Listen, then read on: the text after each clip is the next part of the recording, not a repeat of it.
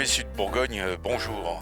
Aujourd'hui, nous allons visiter un GAEC. Alors, un GAEC, c'est quoi? Ça se situe dans le monde rural, c'est un groupement d'activités agricoles en commun. Voilà, c'est ça. Alors, il y a des petits GAEC et puis des gros GAEC. Celui que nous allons visiter aujourd'hui, c'est un gros GAEC puisqu'il a 6 associés plus quelques employés, dont une bouchère. Vous apprendrez qu'il y a une bouchère. Alors, ce GAEC se situe à la Chapelle-Tecle. La Chapelle-Tecle, c'est dans le 71, entre Cuisery et Louhans. Voilà, quelque chose par là-bas. Hein. Et c'est le GAEC de la Mare-d'Andon, dont la famille voisin est quand même assez prépondérante dans ce GAEC, parce que voilà, c'est de père en fils avec quelques neveux en plus, voilà. Alors, Hervé, ce GAEC, c'est une histoire de famille ?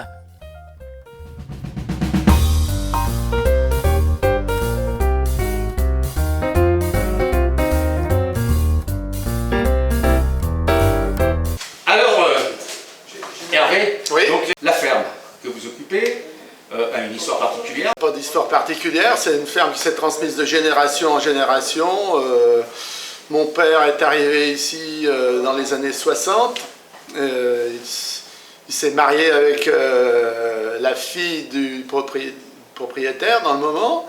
Et du coup, voilà, ça a commencé de se développer à cette époque-là, dans les années 60.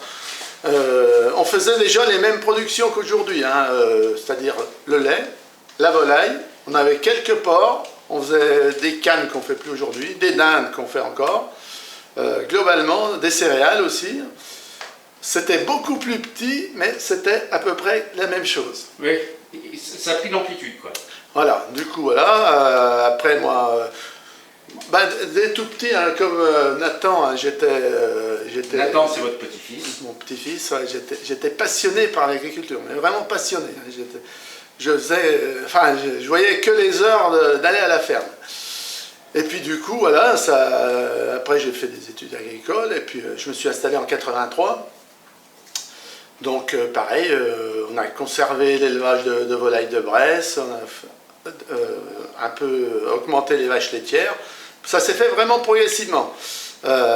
Après, on a mis en place, mais c'était plus tard. Après, j'ai mon frère qui est venu nous rejoindre en 1992. Donc pareil, on a augmenté de surface, toujours pareil, on a eu du quota en plus, donc on a augmenté la production laitière. On était à 470 000 litres de quota, là, pendant des années, on a été à 470 000 litres.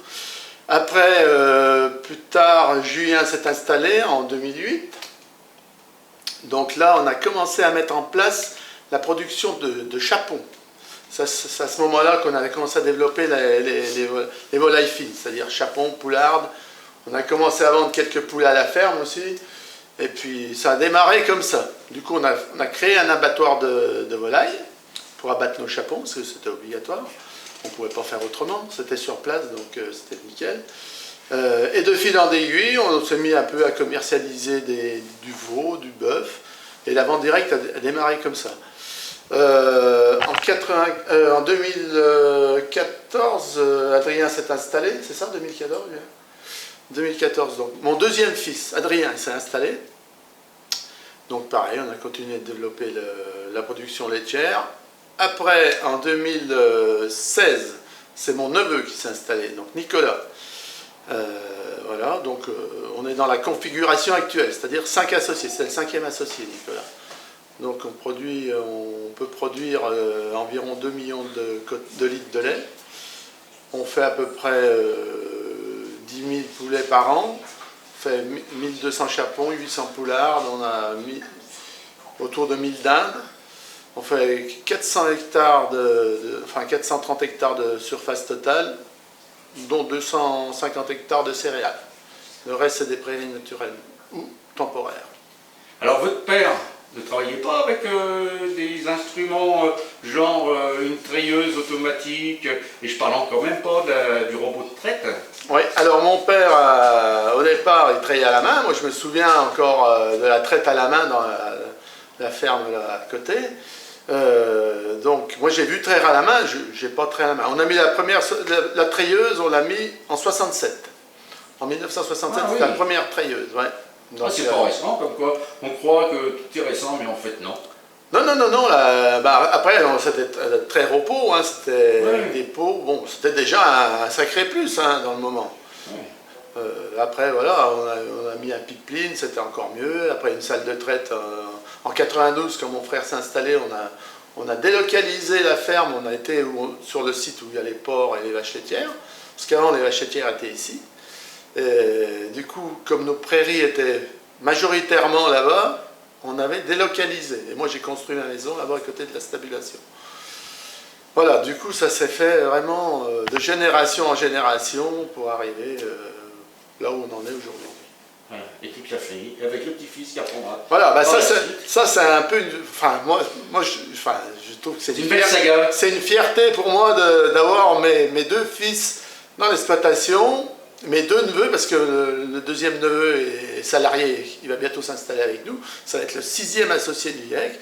C'est vraiment quelque chose de génial pour moi, de travailler avec de la jeunesse et avec, en famille comme ça. Quand il y a une bonne entente, c'est génial, quoi. On pourrait faire un livre. Voilà, on va inviter Christian Signol à venir vous voir. Si vous voulez, il n'y a pas de problème. Donc elles n'ont pas toutes mis bas pour l'instant. Ah ben non, mais elles mettent bas progressivement. Hein. Nos vélages sont étalés. Ah oui, oui, oui. On vèle toute l'année, nous. Oui. C'est pas comme en allaitant où ça vèle à une certaine période. Nous, on est obligé pour avoir du lait toute l'année. On étale les vélages. Chez nous, là, ils ont quali les vélages, il reste que dans oui, c'est fait. Alors Hervé, expliquez-moi, nous sommes devant quoi là? Alors ça, c'est les veaux que les vaches laitières qu'on vient de voir ont fait. Donc ça, c'est des jeunes veaux, hein. Ils ont une semaine. Hein, mais celui-là, je suis sûr qu'il n'a même pas une semaine. Puis voilà, donc c'est pour les renouvellements du troupeau laitier. Donc quand il y a des mâles, les mâles on les engraisse, hein, ça fait des babys. Oui. Faut bien manger. Voilà, c'est ça.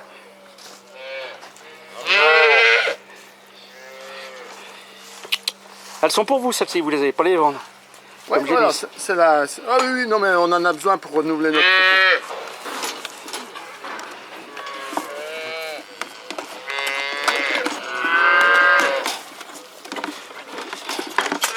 Ah bah ça va t'éter sec là.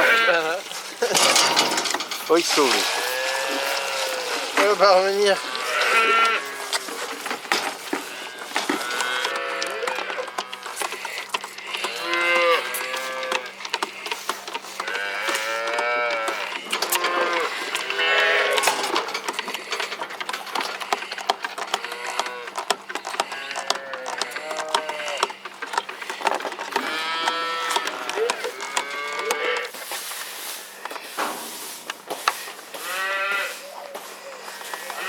Alors, une fois qu'elles sont assez grosses, on les passe dans les box.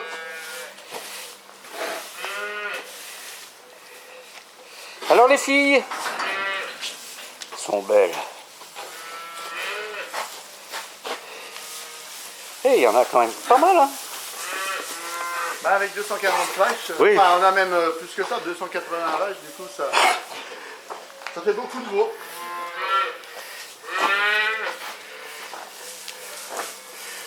Ouais, mais vous avez quand même un mâle, une femelle, non Ah bah oui, non mais vous avez autant de mâles que de femelles? Non, parce qu'on met maintenant, on peut mettre vous pouvez choisir le sexe. la semence sexée, donc Ah ouais.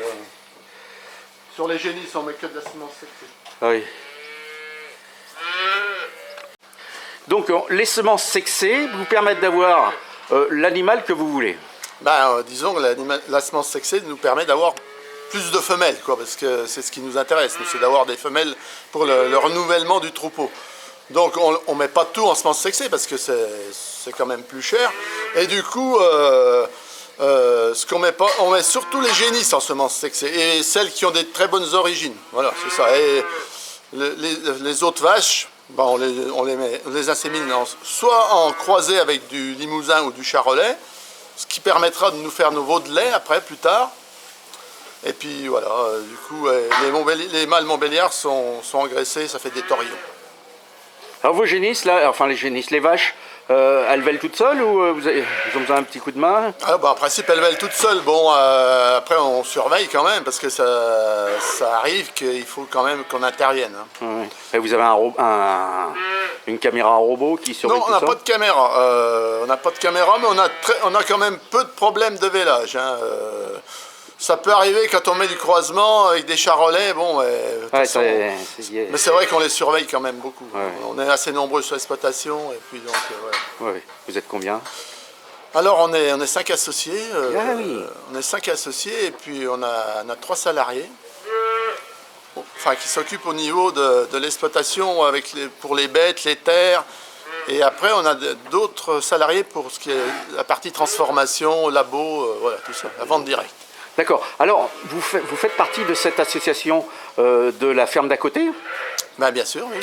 Vous faisiez partie des premiers qui ont lancé le projet? Ouais, je pense que oui, c'est tout à fait ça. Le projet est parti de la Bresse. Hein. On ne le dit pas trop fort parce que comme c'est le magasin sur Tournu, donc non, mais effectivement, le projet est parti de la Bresse. On était même de Chapeltec exactement, parce qu'on est trois exploitations on avait réfléchi à ça, quoi, voilà. Et puis du coup, c'est parti comme ça, quoi. Après, on a cherché d'autres agriculteurs qui étaient susceptibles d'être intéressés. Et puis voilà, du coup, après, il y a des gens de Tournu qui sont venus, du Chizy, voilà. Alors, vous aviez un besoin de vendre en direct ou c'est parce que dans l'air du temps, les gens demandent ces magasins de producteurs, ces circuits courts? Disons qu'on faisait déjà un peu de vente directe à la ferme, mais bon, le problème, quand on est au fond de la Chapeltec ou au fond de Jouvençon, c'est pas très pratique pour les consommateurs de venir jusqu'à la ferme.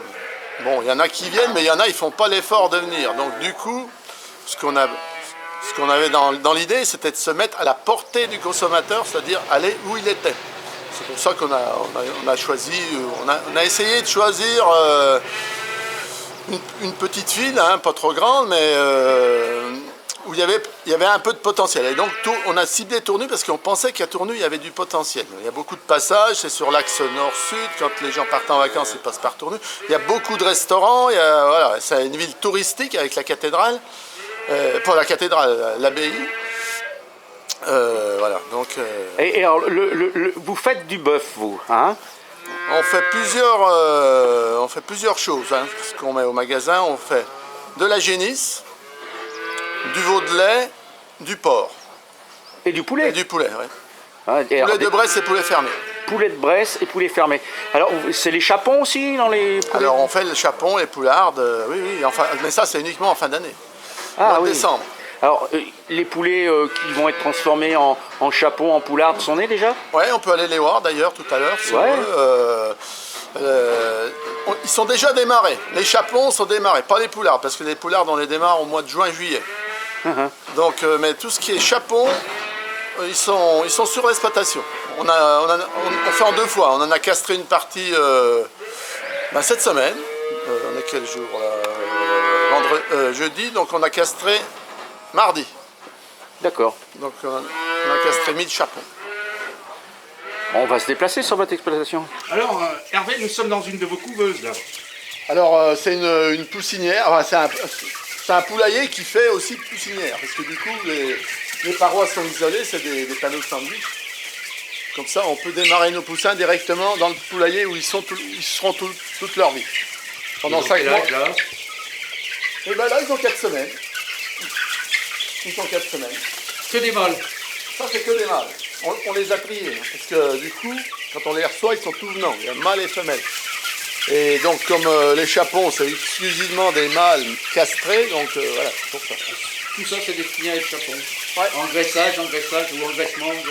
Engraissement, oui, ben après, voilà, déjà ils vont passer tout le printemps, tout l'été dehors, tout l'automne aussi, dans l'herbe. Et puis à partir du mois de décembre, ils vont être mis à l'abattoir et puis voilà. Et alors, ils s'engraissent tout seuls, il n'y a pas d'engraissement mécanique. Ah ben c'est l'alimentation qui fait Ils vont que... grossir, et puis ils sont demandeurs, et puis plus ils demandent, plus ils ont besoin. Voilà, et du coup, c'est le lait qui fait que ça s'engraisse. Enfin, il y a une particularité d'engraissement, c'est grâce au lait. Ouais. Le lait. Vous mettez du lait en... Et nous, on met du lait de vache, donc c'est un plus par rapport. Quand on n'a pas de lait de vache, ça va aussi, mais bon, avec le lait de vache, c'est un plus. Donc nous, on met poudre de lait plus lait de vache.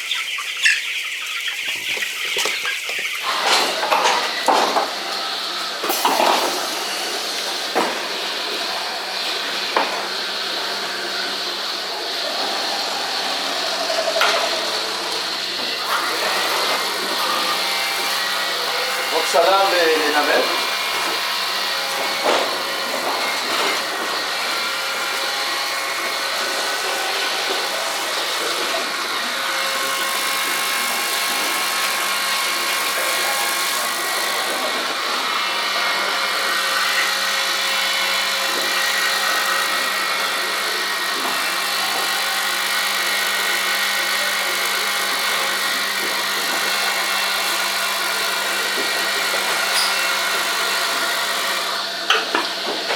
Attention.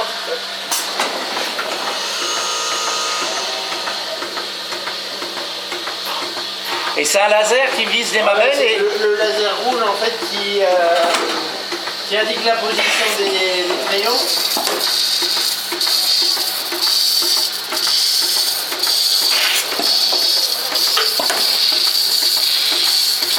Ça, c'est une vache qui est en fin de lactation. Parce qu'on a toutes les informations sur la tablette. Ouais. On a 300 jours pour faire.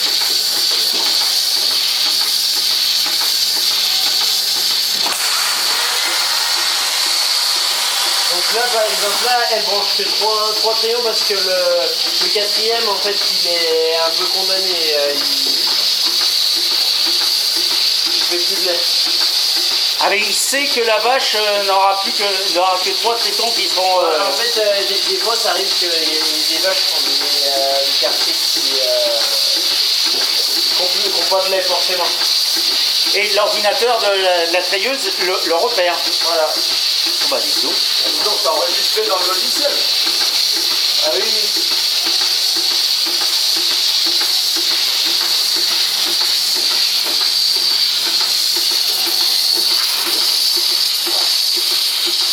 Et la suivante attend son tour. Voilà, exactement. Là, elle n'a pas envie d'être sur la vidéo.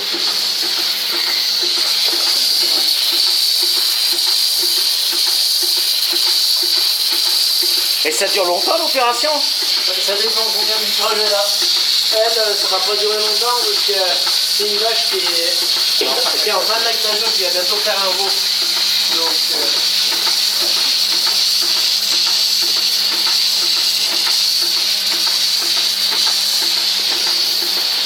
Donc monsieur, c'est vous qui pilotez la machine là? oui, c'est exact. Vous êtes le spécialiste. En fait, il y a toujours besoin d'une intervention humaine pour faire fonctionner la machine. Bah, c'est-à-dire qu'il y a besoin d'une intervention humaine effectivement pour surveiller s'il y a des problèmes ou non. Et vous restez toute la journée ici? Non, Parce non, qu'on non. m'a dit qu'elle se présentait comme elle voulait. L'avantage du robot, c'est qu'on est assez flexible sur les horaires, c'est-à-dire on regarde de temps en temps dans la journée si tout se passe bien grâce à l'ordinateur et voilà.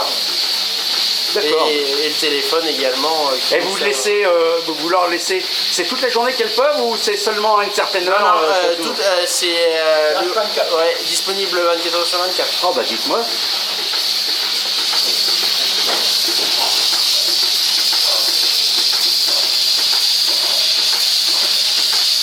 Alors monsieur Voisin, Hervé, Ouais. il y a longtemps que vous avez cette installation? Ah non, c'est tout récent, ça fait depuis le mois d'octobre. C'était à peu près la mise en route en même temps que les magasins de producteurs, donc c'est facile. Ah s'en oui, rappeler. d'accord, c'est tout à fait récent. Ouais. Et avant, vous faisiez comment?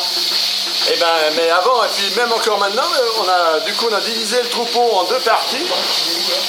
Donc on en a une partie qui va au robot et l'autre partie qui va toujours pareil avec la salle de traite. Donc il y a la salle de traite, mais là-bas il y a un truc automatique aussi. Ah bah, là-bas c'est la salle de traite comme on a depuis 30 ans. D'accord. Mais vous ne travaillez pas la main. On ne traite pas la main, non, c'est Non. une salle de traite. quoi. Là, c'est une salle de C'est le traite. système qui était globalement avant les robots. Voilà. D'accord. Donc, nous on a fait ça parce que il y a toujours des vaches qui ne s'adaptent pas aux robots de traite. Ah oui. Donc, voilà, ça nous permet de réformer moins rapidement nos vaches. Celles qui ne s'adaptent pas, on les a mis toujours en salle de traite. D'accord. Alors vous avez combien de bêtes comme ça à passer? Là, on en passe 240. 240. Alors, 120 au robot et 120 en salle de traite. Voilà. Et vous produisez que du lait. Ben, dans cet atelier-là, on produit que du lait. On ne fait pas de transformation. D'accord.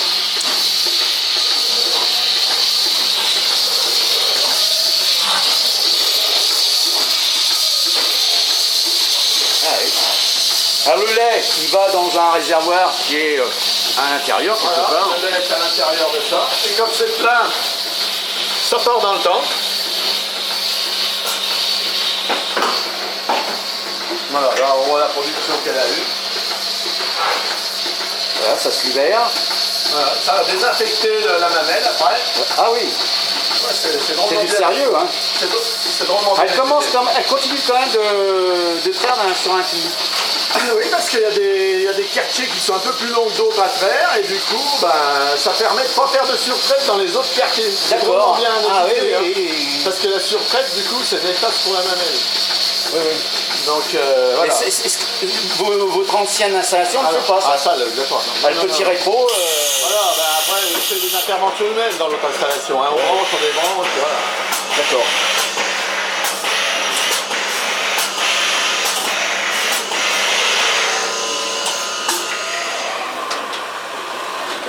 Mais avant, on passait 3 heures à la traite. Aujourd'hui, on passe plus qu'1 heure et demie.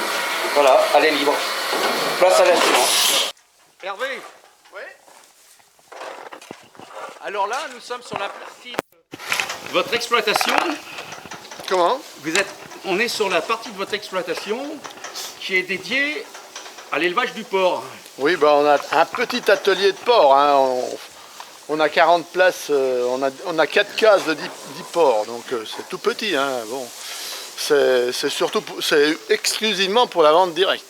Alors, vous avez une truie qui fait ses tirs, vous avez des truies Non, on achète des porcelets à...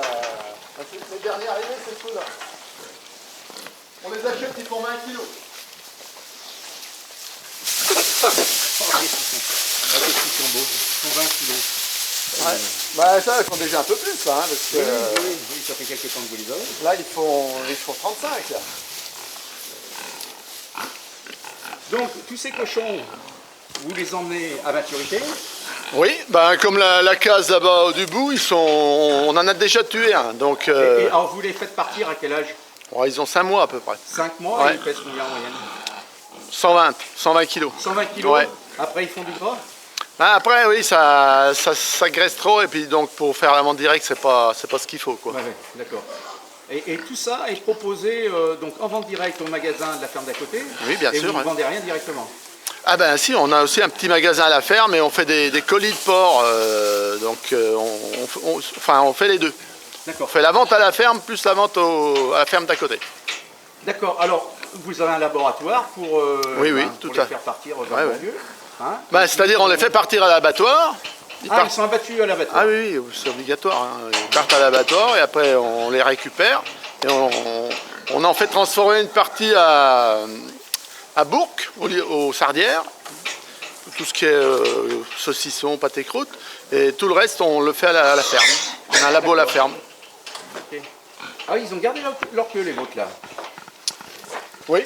Ah, ça va, ils sont pas trop. Ils ne s'agressent pas trop les uns les autres avec ça. Non, on n'a pas de problème de ce côté-là. Vous voyez, ils n'ont pas d'entaille. Hein. Ah ouais. Parce que quand ils sont assez joueurs, ils aiment bien l'attraper. Pour le moment, on n'a pas de problème. Bon, ça peut venir. Hein, ça peut venir. Et c'est là qu'on a la dernière case, ils ont la chance parce qu'ils peuvent aller dehors. Ah, ils ont le droit. Oh, les pépères. Oh, je vous donne ça. D'ailleurs, ils viennent voir là. Ah oui. Et ils font des trous là aussi. Hein. Ah, bah ça reste pas d'enragé.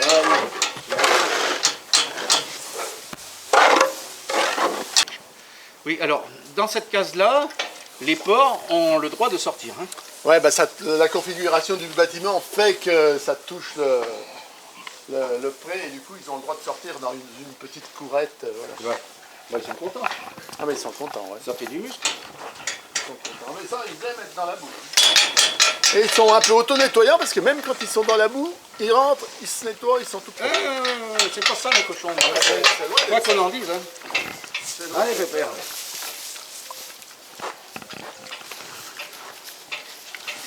Vos porcs ne sont pas labellisés. Il n'y a pas de label pour les porcs. Non. Mais c'est du porc de... Port fermier comme autrefois, quoi. Donc la même façon de faire que nos parents faisaient. La nourriture, c'est un mélange de céréales, de pois, enfin il y a de l'orge, un peu de maïs, des pois.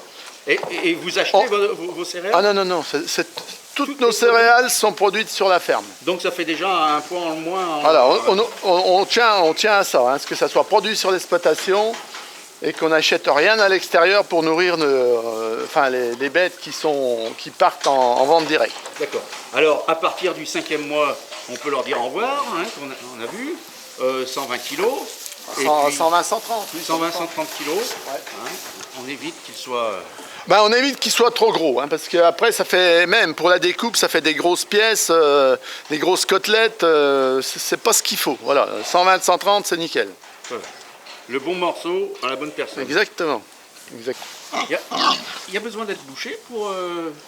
Ah ben on a embauché une bouche, enfin c'est pas un boucher, c'est une bouchère. Hein. D'accord. Bah oui, il faut quand même un minimum de connaissances. Oui, bien. Sur l'exploitation, vous avez quelqu'un de métier. Voilà, exactement. Bah, on n'a pas eu le choix, hein, de toute façon. Ça tombe bien parce que c'est notre voisine. Alors, c'est une jeune qui a fait un CAP dans la boucherie. Et du coup, voilà, ça s'est pas trop mal goupillé. Elle cherchait du boulot, nous on cherchait quelqu'un. Et voilà, ça s'est fait comme ça. L'offre et la demande. Et en même temps, elle vend au magasin à la ferme d'à côté. D'accord. Elle est bouchère et vendeuse. Ah, c'est pas Élise, parce que Élise tout à l'heure nous a dit... Ah ben Élise, c'est la vendeuse que le magasin a embauchée, tandis que notre bouchère, c'est nous qui l'avons embauchée. D'accord. Ah oui, c'est pas... Elle travaille Non, elle est embauchée par le GAEC. Par le GAEC. Ouais, voilà. Donc, nous, on avait besoin d'un boucher, de toute façon. Avec toute la viande, enfin, entre les veaux, le bœuf, le porc, il nous fallait un Et les boucher. poulets, parce qu'elle traite les poulets aussi? Alors, les poulets, non, c'est moi et mon fils qui s'occupons des poulets. On s'est découpé. On a été en formation, enfin, surtout mon fils, il a été en formation pour apprendre à découper les poulets. Donc maintenant, tout ce qui est poulet, volaille en découpe, on le fait nous-mêmes. On tue les poulets nous-mêmes, on a un abattoir de volaille aussi, un petit abattoir, hein, mais comme ça nous permet d'être autonomes sur notre ferme.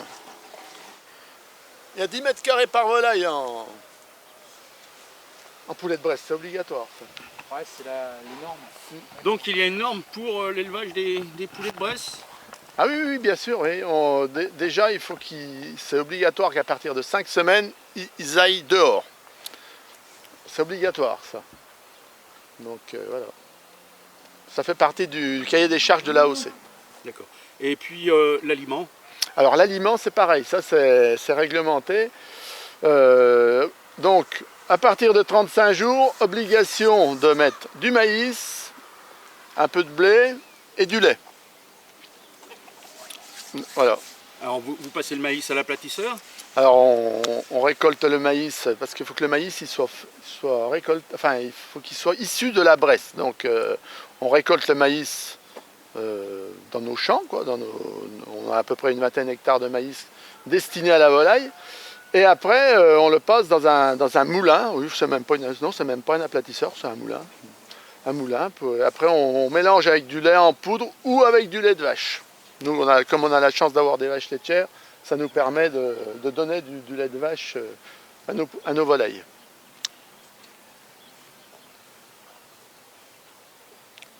Donc combien de temps là avant d'être à maturité? Oh, ceux-là, dans un mois, ils seront bons à abattre. Hein, ouais. Alors vous avez un contrat avec un... Ouais, alors pour les volailles de Bresse, pour les poulets de Bresse, on a un contrat avec Méret, l'établissement Méret, c'est un volailler. Donc on en fait une partie avec le volailler et une partie en vente directe. D'accord. Et la vente directe, c'est vous et la... Alors la vente directe, on en vend à la ferme et on en vend aussi à la ferme d'à côté. D'accord. On en vend quand même pas mal à la ferme d'à côté maintenant. Vu sur vos bêtes là, Alors ça c'est les vaches limousines. vache à viande là, Voilà, c'est plus la même chose, on rigole plus là. ça c'est avec c'est cette race-là qu'on met au magasin à la ferme d'à côté. Ah oui. Ouais, la limousine. Donc votre petite bouchère s'occupe d'eux aussi, de leur sort. Ah ben oui, ouais, c'est pareil, on fait abattre à... Ah ben ça, les grosses bêtes comme ça, elles partent à Cuiseaux, à l'abattoir de Cuiseaux. D'accord. On les récupère et après c'est la petite bouchère, comme vous dites, qui les découpe. Oui. Bah nous on donne la main, on emballe, on... Oui, voilà. bah faut bien que les hommes servent à quelque chose quand même. Ouais, exactement. Donc elles sont dehors pratiquement toute l'année, hein, les limousines.